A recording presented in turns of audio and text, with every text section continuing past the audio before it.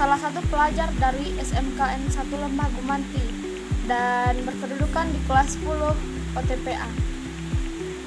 Dan pada kesempatan kali ini saya akan menyampaikan hasil sebuah diskusi mengenai elemen 1, yaitu menguraikan konsep dasar ilmu sejarah sebagai pisau analisa untuk mengkaji peristiwa sejarah, yang mencakup konsep ilmu sejarah yaitu pengertian, manfaat mempelajari ilmu sejarah, dan yang terakhir manusia, ruang, dan waktu. Baiklah, sebelum saya menyampaikan hasil presentasi saya, maka alangkah baiknya saya akan memperkenalkan nama-nama anggota kelompok saya terlebih dahulu. Yakninya yang pertama Anissa Fadlihan Notari, yang kedua Berliana Putri, yang ketiga Dimas Fadreza, yang keempat Sylvia Febrianti, dan yang kelima Miftahul Latifah. Yang pertama yaitu pengertian yang akan dibacakan oleh Berliana Putri. Baiklah, sekian perkenalan dari anggota kami. Maka selanjutnya kita akan memasuki pada elemen 1, yaitu yang mencakup konsep ilmu sejarah atau pengertian. Yang kedua, manfaat mempelajari ilmu sejarah, dan yang terakhir manusia, ruang, dan waktu. Dan pada materi selanjutnya yang akan disampaikan oleh teman saya, yakninya Berliana Putri, pengantar ilmu sejarah. Merujuk istilah sejarah dalam bahasa Indonesia, menurut beberapa ahli berasal dari bahasa Arab, yaitu sajaratun yang berarti pohon kayu. Dalam Kamus Besar Bahasa Indonesia, istilah sejarah mengandung 3 penjelasan, yaitu 1. Asal-usul keturunan silsilah, 2. Kejadian dan peristiwa yang benar-benar terjadi pada masa lampau, 3.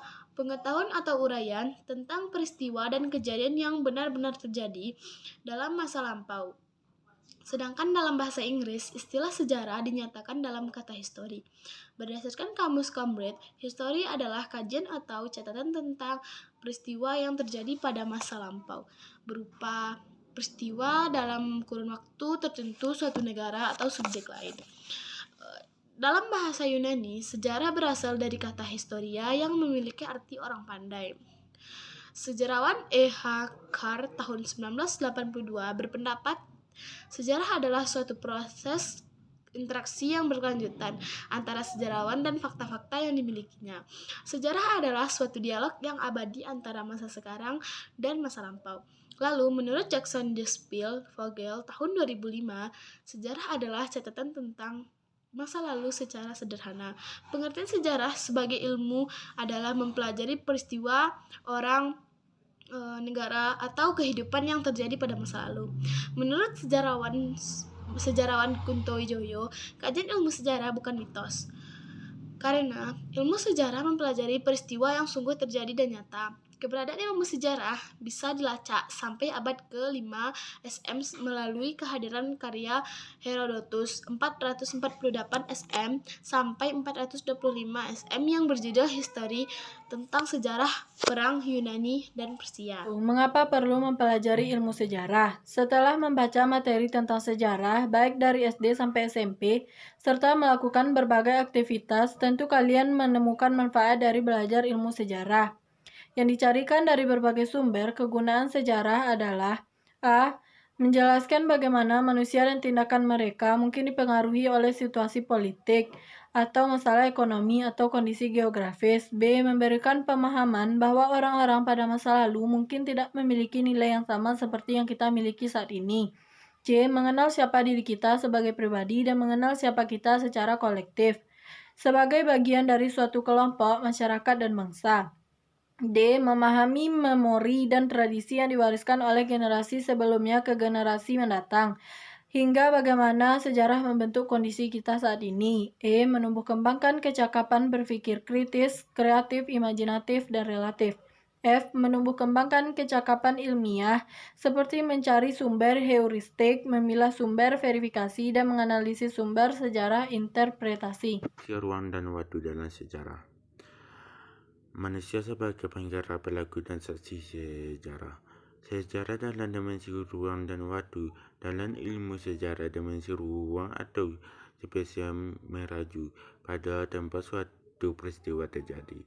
Dimensi ruang menjelaskan tentang kondisi dan situasi suatu peristiwa terjadi yang menyangkut skala lokal, nasional, maupun global.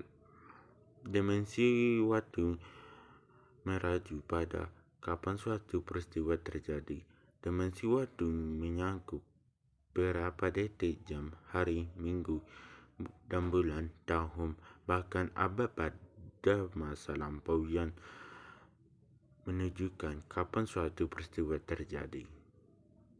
C. Konsep ruang, waktu dalam sejarah. 1. Konsep manusia dalam sejarah adalah sebagai objek yang menyebabkan adanya sejarah atau kejadian yang selanjutnya menjadi sejarah. Tanpa manusia, sejarah akan menjadi kosong. 2. Konsep ruang atau dimensi spesial adalah suatu tempat di mana terjadinya berbagai peristiwa alam ataupun peristiwa sosial serta peristiwa sejarah dalam proses perjalanan waktu.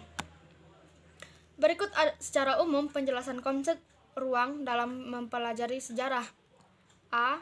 Ruang adalah tempat terjadinya berbagai peristiwa dalam perjalanan waktu. B. Penelaah suatu peristiwa di mana berdasarkan dimensi waktunya tidak bisa terlepaskan dari ruang waktu terjadinya peristiwa tersebut. C. Saat waktu menitik beratnya terhadap aspek kapan peristiwa tersebut terjadi, maka konsep ruang menitik beratkan terhadap aspek tempat di mana peristiwa tersebut terjadi. 1. Konsep waktu mempunyai dua makna, ialah makna denotatif dan konotatif.